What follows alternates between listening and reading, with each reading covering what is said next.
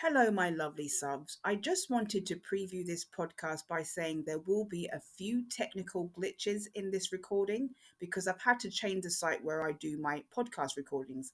I also want to talk briefly about Zowoki. He does Chris Watts videos and he really pushes the NK theory. And as you can see, he gets more views when he does the Watts case than when he does his other cases. Um, and I knew he would jump on this Jezebel theme. I don't mind the guy. He's very engaging. He's got a fantastic channel. I don't have to agree with everything he says. I also want to say that I don't know if the this Jezebel themed information is actually new or it's old information that's just recently been brought to light. I also want to say I have been in an NK situation in the past where I had to deal with the other woman, um, but it wasn't exact the same. It wasn't the exact same situation, and it was more like the baby mother rather than the wife. So anyway, I just wanted to preview by saying that. Once you're on Watts Island, it can be very, very difficult to get off or get out. And that's because people who have done the Watts case, if they found some measure of success with it, when they go to do other cases, they don't find the same amount of success. I see people trying to, who've done the Watts case and been very successful in it. I see them trying to do Sarah Boone and other cases, and they just don't get the same kind of attention for those cases. So they revert back to the Watts case. Now, I'm not doing this for watch time or views because my ship has sailed in terms of the Watts case. Most of my views, or a lot of my views, came during the time the Netflix documentary came out. And a video that I did that stalled at 900 views now has almost 15K views, 15,000 views, and hundreds of hours of watch time. I did that video spur of the moment. But I've always tried to, I never tried to take advantage of this case. I was never a creator that used a lot of footage, body cam footage. I never really used that. I never used footage of the kids, Cece and Bella. I always tried to stay away from that because of respect that I had for the Ruzek family. Um, and I've basically just used my mouth, used my words, used my voice. And that's probably one of the few talents now that I have is my voice. You know, I can talk. I can string a sentence together. I'm not Joe Biden. Just kidding. I'm just kidding. Trust me, it's probably one of the few things that I can do. I used to be able to dance. Now I don't have any rhythm anymore. But anyway, well, I have, but not like how I used to. But, you know, I don't know if this recent information that we're getting on Chris Watts is true or not, or whether it's something that he said like a year ago and it's just been brought to light. But it seems like Chris Watts, he's just stuck in like the seventh grade. He's still mummy's good little boy, and he cannot and will not take responsibility for his actions. And you see in the first confession, he blames Shanann for what happened. And if it's true that he is pointing the fingers at Nicole in saying that she was this strange Jezebel that lured him in, um, I think it's a fair point to say that he has no remorse. He hasn't taken responsibility, and he's now hiding behind religion to make excuses for himself. And I don't pity him at all. This is apparently something that he wrote, and in talking to God about his feelings. And this is Chris Watts. The blessings you have bestowed were right in front of me, but I followed the perfume of a strange woman.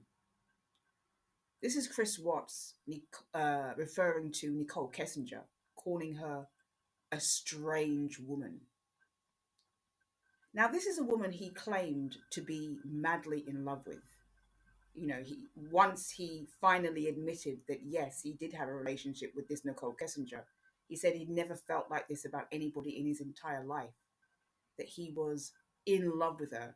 He had never felt this way about anyone before. And now he's writing that she's a strange woman. Strange? This is a woman that you claim to be so madly in love with. You're now calling her strange? Um, Ironically, somebody said that about me. a few weeks ago, and that's why I said, this has to be closed. I have to close this down now. But anyway, I'm veering off here. This is somebody that he claimed to love. Now, look, I never believed that Chris Watts was ever in love with Nicole Kessinger because I don't believe that his personality is developed beyond somebody in the seventh grade. I don't believe he has the emotional maturity to be in love with anybody. I believe he was attracted to Nicole. I believe that he felt very stifled and suppressed in his marriage, and I believe that he thought that Nicole was a breath of fresh air. She was very different to Shanann, and she was physically attractive, so he lusted after her.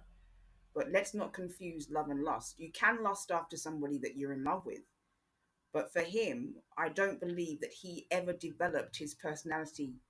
I don't think he was ever mature enough to ever be in love with anybody. He doesn't know what love is. He's an empty vessel. So while he was physically attracted to Nicole Kessinger, I don't ever believe he actually loved her because I don't believe he knows what it means to love. And I think this confirms it. Now he's calling her, he was calling her the love of his life at one time, and now he's referring to her as a strange woman who lured him in. If I were her, I would be really quite offended.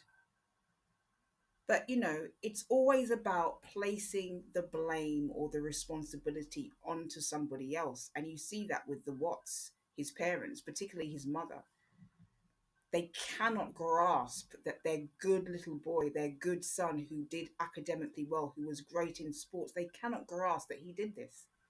That's why they've clung to creators who have made excuses and passes for him and said that there were other people involved or he didn't do it alone or he didn't do it at all. They refuse to allow him to take responsibility for his actions, and he's obviously refusing to take any responsibility for his actions. I think I agree with the person who spoke about Chris on that network channel that he is very unique where sociopathy and psychopathy is concerned. He's very unique. He doesn't outwardly portray the signs of sociopathy or psychopathy. He's an introvert and he's a covert. So that's why Shanann may have displayed those signs of narcissism a lot more. It's a lot more easy to see narcissistic, qualities in her because she was out there. She was extroverted. She was talkative, and when you see them together in a video, he's like hiding off in the background. He's very uncomfortable on camera, very socially awkward. And Shanann is very talkative and very confident, and a lot of people have labeled Shanann as being the narcissist in the relationship. But just because Shanann was overt and extrovert and had more obvious narcissistic qualities to some people, according to some people, doesn't mean that he wasn't a narcissist as well. And the fact that he is blaming yet another woman and not taking full responsibility for his actions and then using religion as a cover tells me a lot about his true character. Now, I'm not really certain that this so called new information about Chris Watts is really new or is just being presented as such. But I'll take it, and I wanted to review it. And this really is not about Shanann. Um, this is not about Shanann. This is about Chris and taking ownership for what he did. Because a lot of people, I mean, my first real detractors were people who didn't like me because I didn't say that Nicole did it because I didn't because I was a shiner in their eyes. I was too kind to Shanann. A lot of those were my initial detractors, and I have no, my stance on this case has always been the same. I always believed that it was his sole responsibility, Chris's, um, and if this is true and if this is new information that we're finding out, it really just shows you that at the end of the day, this man was always about himself. His parents never heard them come out and say anything about anybody else being. Um, no, his parents have never come out and said, "Look, this is his responsibility and no one else's fault." You know,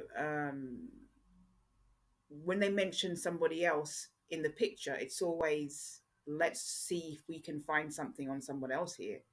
They've never ever, I've never ever heard them say, this was his doing and his doing alone, and he needs to take responsibility for it. Never heard them say anything like that. I think they may have come to terms with the fact that they're not going to have him round for Christmas dinner, but I think that Chris was raised to be the good son, the good boy, do well in school, do well in sports, be someone successful in life, and please other people, please the person that you're with. And I think that's what he started off doing with Shanann, taking part in these kind of promotional videos and standing there, and trying to please her and do what she wanted, not really opening his mouth, not really saying anything. And then over time, he just became very resentful of her. And the facade, the illusion of a great marriage that really wasn't a great marriage when you start looking beneath the surface. I think he became resentful of the facade, and he was paying for everything. It was his pockets that were burning. Um,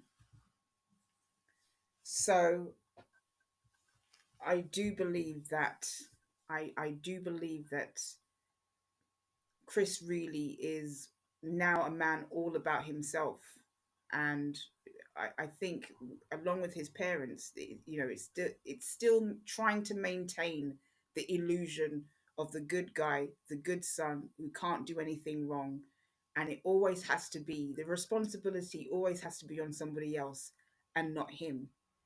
And I would love to see him take full responsibility one day and say, look, I need to apologize to people. I need to take ownership. This is squarely on me and nobody else. But it just seems that he's incapable of doing that, just like his parents are incapable of seeing him beyond the good boy image, the golden boy. He was their golden boy. He made them look good. Cindy Watts said he never rebelled. You were my smart kid. That's what she said to him. And I think that's the image that he always will have to live up to, always wants to live up to, and he's not prepared to deviate from that. He just cannot say that this was my doing and nobody else's. And him pointing the fingers at NK, a lot of people who already have that NK theory will say, well, this is proof that we were right all along. I was talking about this with Tosha actually.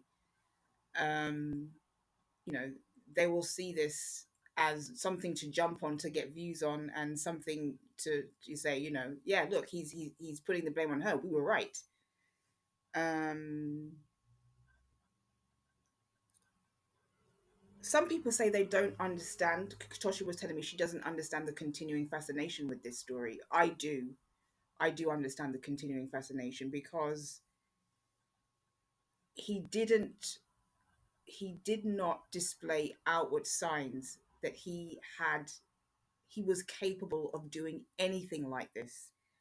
You couple that with the oil tanks, I think plays a big part of it. The oil tanks play a massive part of it.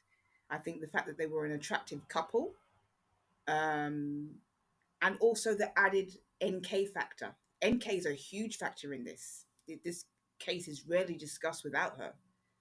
So that triangle, NK, Chris Watts, Shanann, that is a continuing fascination. Then you've got the two families on each side, like the Montagues and the Capulets, Romeo and Juliet. Megan Kelly, who I'm not a huge fan of, but I'll discuss another time, says this case still baffles her to this day. This is the one case that she's baffled by. So I do understand the continuing fascination with this case, and it will be talked about for many years to come.